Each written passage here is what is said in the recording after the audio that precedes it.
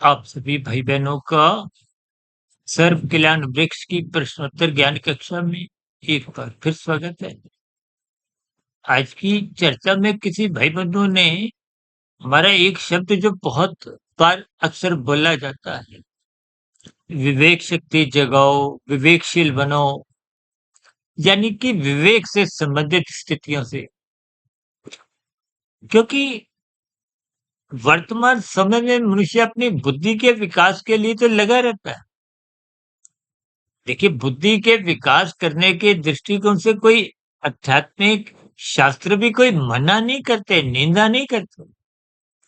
लेकिन बुद्धि का विकास होने पे आपके हमारी जो एक स्थितियां हैं, वो भौतिक स्तर पर अधिक क्रियाशील रहती है। जबकि मनुष्य जो ने आध्यात्मिक स्तर पर एक उन्नति करने का एक अवसर है और आध्यात्मिक उन्नति करने के अवसर का लाभ उठाने के लिए आपको में सात्विक बनना हो। सात्विक बनने का अभिप्राय अपना सत्वगुण जगाना होता है, तो विवेकशील बनना होता है।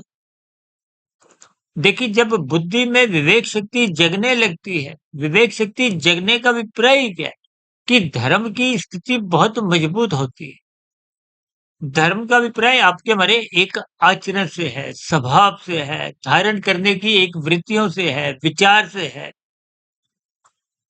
या यूं कहो कि देखिए, जब शील शब्द आता है ना, तो वो एक शिष्टाचार की स्थिति है। एक नैतिक मूल्यों के साथ आपके हमारे आचरण में आपका हमारा चरित्र सर्वोपरि, यानी कि धर्मानुसार होता है। आप कानून का भी पालन करते हो, शास्त्र सम्मत स्थितियों में ही अपना जीवन जीते हो। इसलिए हम बार बार कहते रहते हैं, विवेक शक्ति जगाओ, विवेक शक्ति जगाओ। क्योंकि विवेक शक्ति जगने से ही बुद्धि मन के ऊपर अपना नियंत्रण, क्योंकि बुद्धि को तो हम पास करते हैं, मन का जो पास कौन है, वो बुद्धि है। और यही ज्ञान उपदेश गीता में भगवान श्री कृष्ण जी ने अर्जुन के रथ के जो 5 घोड़ों की स्थितियां हैं, उन घोड़ों की को हो, आपके हमारे 5 भोगों की स्थितियां को हो, आपकी 5 ज्ञानेंद्रियां, आंख नाक जिह्वा त्वचा कान, चेक कर्मेंद्रियां 5, हाथ पैर वाली लिंग गुदा, चाहे स्थूल शरीर के 5 भूत, पृथ्वी जल अग्नि वायु आकाश, यानी कि कुल मिला के, क्योंकि स्थूल शरीर के निर्माण में जो सूक्ष्म भूत है, 5 भोग्य विषय हैं, गंध रस रूप स्पर्श शब्द, उन विषयों की प्राप्ति के लिए ही स्थूल शरीर भागा दौड़ी करता है, कर्म करता है। यानी कि इन सभी स्थितियों को 5-5 की स्थितियों से ही भगवान श्री कृष्ण जी ने गीता में अर्जुन के रथ के 5 घोड़ों की स्थिति दर्शाई। और घोड़ों की जो एक लगाम है, वो मन है। और लगाम को भगवान श्री कृष्ण जी ने अपने हाथों में रखते हुए ये ज्ञान उपदेश दिए कि आपको परमात्मा की सम्मुखता बनानी है। अब परमात्मा की सम्मुखता बनाने के लिए शास्त्रों को पढ़ना होगा, गुरु की आज्ञा में रहना होगा, ब्रह्म मुहूर्त में उठना होगा। ये सभी सात्विक स्थितियां तभी बन पाती हैं जब मन की चंचलता पर, मन की जो अमर्यादित स्थितियां हैं, जिसको साधारण शब्दों में कभी-कभी हम कुछ आवारागर्दी की स्थितियों से भी जोड़, क्योंकि आज देखिए भोग विषयों की स्थितियां 24/7 फन फैलाए हुए हैं, रुकते नहीं। सातों दिन 24 घंटे बस एक ही चिंतन है, अधिक से अधिक भोग किए जाए। और भोगों को भोगने की तो देखिए स्थूल शरीर के स्तर पर ही विभिन्न प्रकार की आपकी हमारी एक स्थितियां कमजोर हो जाती है। आप ब्याह शादी में जाते हो, आपको कोई रोकने से, खाने से कोई रोकता नहीं है, लेकिन फिर भी आप रुक जाते हो। क्यों? पहला रसगुल्ला बड़े शौक से खाते हो, दूसरा थोड़ा उतना अच्छा नहीं लगता, और तीसरा फिर आप रुक जाते हो। यदि तीसरा खाते हो तो चौथे पे रुक जाते हो।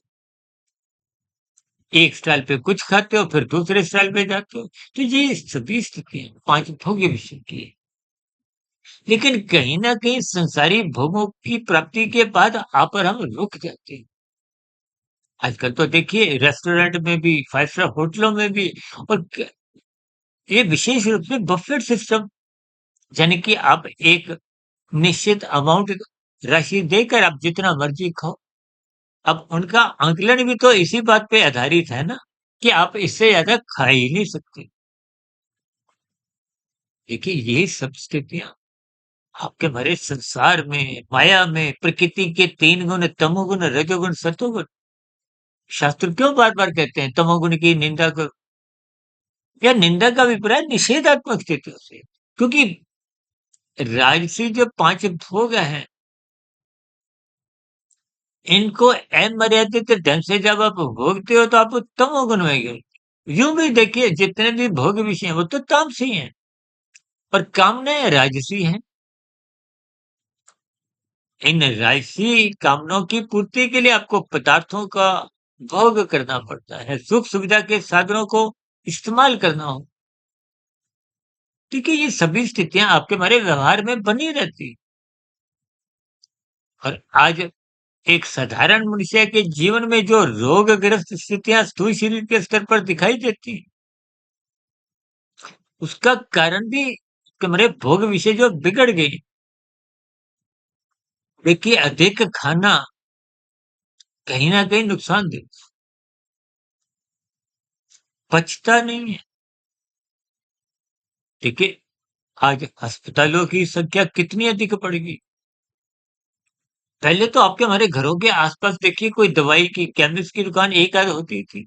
अब तो देखिए 2-2, 4-4, 10-10, 15-15 विभिन्न प्रकार के देखिए कुछ डिस्काउंटों की एक प्रतिस्पर्धा सी चल गई है। भले ही एमआरपी बढ़-बढ़ के वो इतने बढ़ा दिए गए हैं कि वो डिस्काउंट ही पर ही एक साधारण मनुष्य की नज़र। देखिए ये सभी स्थितियों को आपको तर्कपूर्वक समझना है। यानी कि जब तक विवेक शक्ति नहीं जगती, आप विवेकशील नहीं बनते, तो फिर शास्त्रों को पढ़ने की रुचि जगती नहीं। क्योंकि का विकास आपकी भौतिक शिक्षा में और भौतिक शिक्षा में ही आप अपने जीवन के तकरीबन 20-25 वर्ष लगा किस लिए? संसार पाने के लिए, संसार भोगने के लिए। आज जो भौतिक स्तर पर अधिक से अधिक बड़े-बड़े पैकेज, बड़े-बड़े संस्थानों से मिलते हैं, उसका कारण क्या है?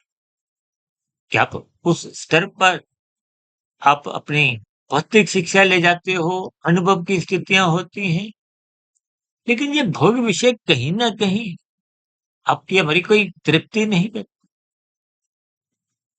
और जब विवेक शक्ति जगने लगती है, तो मन जो विषय भोगों में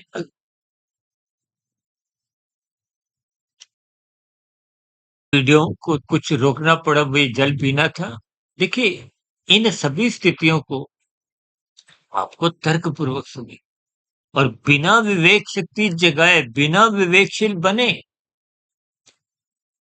आपकी आध्यात्मिक उन्नति की ओर रुचि जगती नहीं है।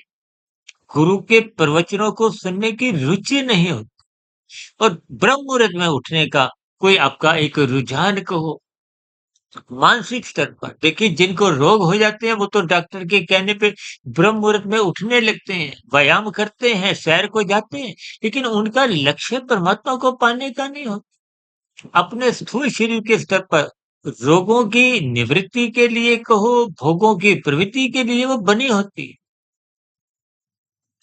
इसलिए हम सभी भाई-बहनों विवेकशील बनना होते ये विवेक शक्ति जगाओ, विवेकशील बनो, ये सभी स्थितियाँ परमात्मा की नज़दीकियाँ बनाती और संसार के प्रति ज्ञानपूर्वक वैराग्य जगाती। तभी तो ये जो विभिन्न प्रकार के कर्म कांड जो आपके हमारे जीवन में शास्त्रों में समझाए गए हैं, ये कर्म कांड आपको में सत्वगुण का रास्ता दिखाते हैं।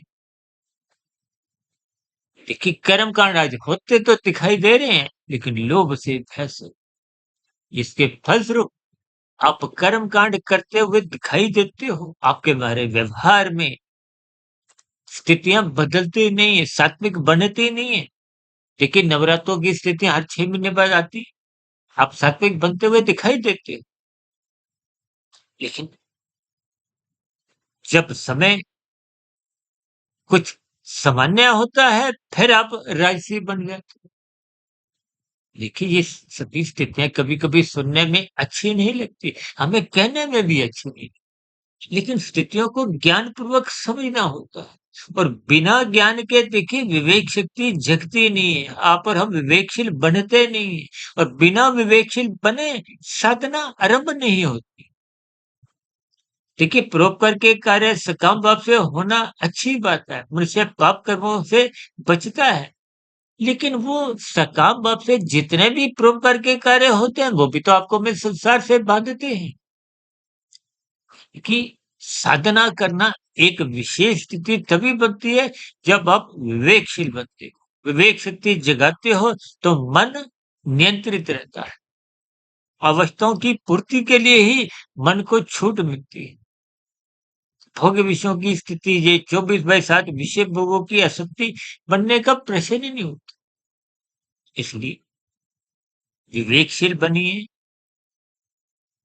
अपने जीवन में सात्विकता बढ़ाए, ताकि कर्म योग, ज्ञान योग, भक्ति योग की जो एक साधना रूपी स्थितियां हैं, उनका आरंभ हो,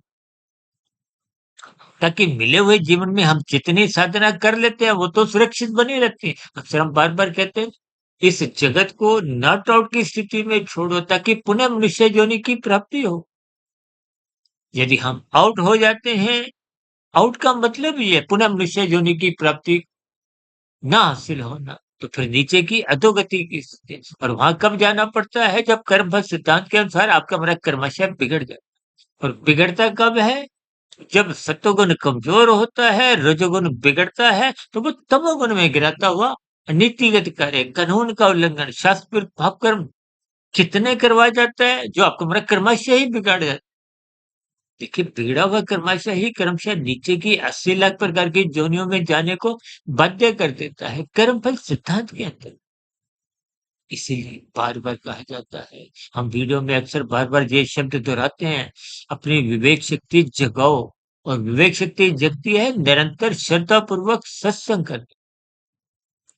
फिर किए गए सत्संग का चिंतन मनन ब्रह्म मुहूर्त में करो। निरंतर चिंतन मनन की स्थितियां ही शोध का रूप धारण कर लेती हैं। शोध की स्थितियां ही कारण शरीर में शुभ संस्कार बने, और शुभ संस्कार पहले के बने हुए बुरे संस्कारों को कमजोर करती है, समाप्त करती है, दग्ध बीज कर। ये सभी स्थितियों को क्रमबद्ध स्थिति में बढ़ाते हुए सात्विक बनिए, ताकि मिले हुए जीवन को आप और हम अमर्यादित ढंग से विषय भोगों में न लें, और अपनी साधना, कर्म योग, ज्ञान योग, भक्ति योग की स्थिति आरंभ करें, ताकि कम से कम मनुष्य योनि का बार-बार जन्म सुनिश्चित बना रहे, और साधना को आगे बढ़ाते हुए मोक्ष की स्थिति, मायातीत की स्थिति को आप और हम प्राप्त। इन्हीं शुभकामनाओं के साथ चर्चा विशेष का भी यहीं विराम देते हैं। कल सुबह ब्रह्म मुहूर्त ज्ञान उपदेश कक्षा में फिर मुलाकात करेंगे। तब तक आप अपने आध्यात्मिक मित्र सुधीर भाटिया फकीर को इजाजत दें। वीडियो संबंधित आपके प्रश्नों का, सुझावों का और शिकायतों का नीचे दिए गए कमेंट्स पर सदा ही सुन, चर्चा विशेष को ध्यानपूर्वक, धैर्यपूर्वक और गंभीरतापूर्वक सुनने के लिए आप भी भाई बहनों का बहुत बहुत धन्यवाद।